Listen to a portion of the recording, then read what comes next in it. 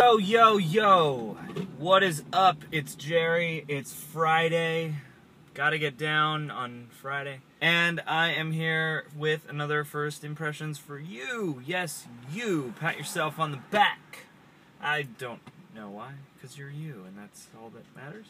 So, late last night, Ryan and I went to a screening of Edge of Tomorrow. Yes, live, die, repeat, as many folks seem to think the movie is called because of the way the poster is laid out. So this is the new Tom Cruise sci-fi action flick, and when I first saw the trailer, it kind of looked like a greatest hits medley of every Tom Cruise sci-fi action flick that we've seen lately, and I am proud to say that it is not. This movie is pretty fucking awesome, I gotta tell you. I'm really happy for Doug Liman on this. Doug Liman is a director who, probably most notably as of recent, did The Bourne Identity. And The Bourne Identity is a movie that, at least it seemed to me like, people were like, yeah, that's a cool movie, I like that movie. And then Bourne Supremacy came out, and The Bourne Ultimatum came out, and everyone was like, oh my god, these movies are incredible! Paul Greengrass, yeah! So, you know, I always feel bad for Doug Liman because the other two Bourne movies sort of improve on that one, and so nobody really thinks of him in relation to Bourne. So here he is again with Edge of Tomorrow, which is based on a book with an amazing title, which is All You Need Is Kill, which is awesome. Ba-ba-da-da-da. So this movie takes place in the future, and basically there's like a mass alien invasion, there's a war going on, and we're trying to fight them. I mean, this is a sci-fi war epic in a way. This movie is really cool. It's really hard, I think, to get across what the story is from the trailer. We all just kind of know that it's sort of Groundhog Day with robotic exoskeleton gun suits.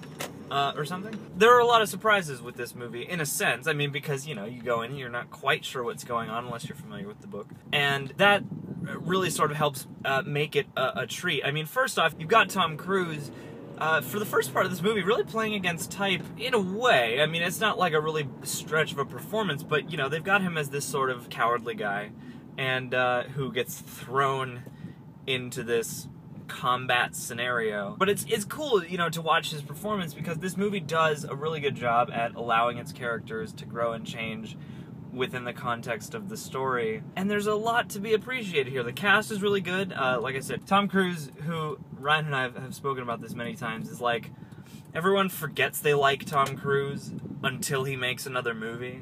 Everyone's like, eh, Tom Cruise. And then another Tom Cruise movie comes out and people are like, but Tom Cruise is really good in this though. Like, so this movie is no exception there. Emily Blunt is great in this. Bill Paxton's in it, I didn't realize, and he's always good. Brendan Gleeson's in here. I don't remember the actor's name, but one of the guys from Attack the Block is in this, which I was really happy about. I think it might have been the guy who played Young Den. So yeah, this movie's really cool. The designs are really great.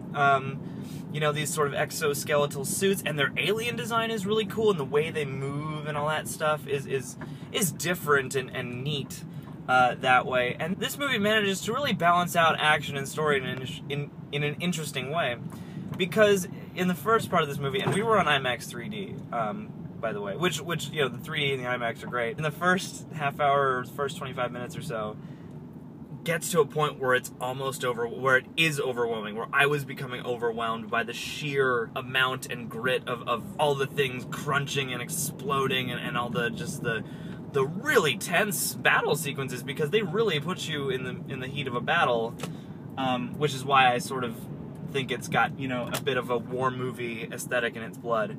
The action's really sort of intense, and the movie uses its sort of reset the day, Groundhog Day thing really beautifully to ease and build tension and ease and build momentum in terms of action and story.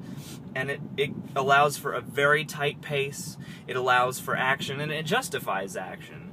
And it doesn't sort of get overly gratuitous, I don't think, in either regard. It's like there's not too much talk and there's not too much action. There's a lot of action to the point where it becomes overwhelming, but when it does, it's usually to serve the point. So I just think this is a really well put together, really balanced, well balanced movie. There might be some things to argue about in terms of plot mechanics, just because when you get any sort of complicated, sci-fi plot like this, there's always, some to argue about. But for the most part, I think it's really tight.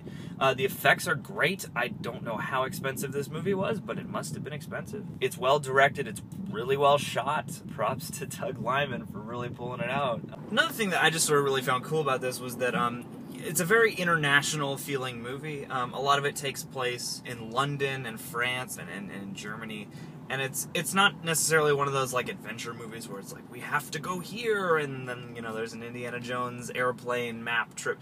It's like a lot of the cast is international and there aren't an overabundance of Americans, just like square-jawed American accent guys.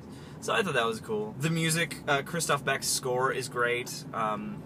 There's a lot of interesting little textures and tones in there that aren't quite typical for this kind of movie, so I appreciated that. This movie also has just a lot of humor. I mean, the sort of setup of this movie, or the gimmick of the story, does allow for some very natural humor, too, which really helps the experience. It really helps to flesh it out and add a balance. There's also some, more challenging emotion for these characters that comes from that. So that really helps the humanity of the story just as much as it does the sci-fi and the action. So I thought that was really cool. Yeah, I mean, just definitely go check it out. Whether it's in just a regular screen or an IMAX or whatever. It's fun. It's got a lot of humor in it, but it's also got, weight and intensity. And this is, I guess, kind of my kind of summer blockbuster because, it's fun, it's got laughs, but it's also got some brains, it's also got some action. So it's not only for popcorn and soda, but it goes along with that just as well. And what do we talk about today? What's something that you really like Tom Cruise in lately that you saw or something like that? So yeah, until next time, that's it for me. So it's Edge of Tomorrow, Live, Die, Repeat. Cheers.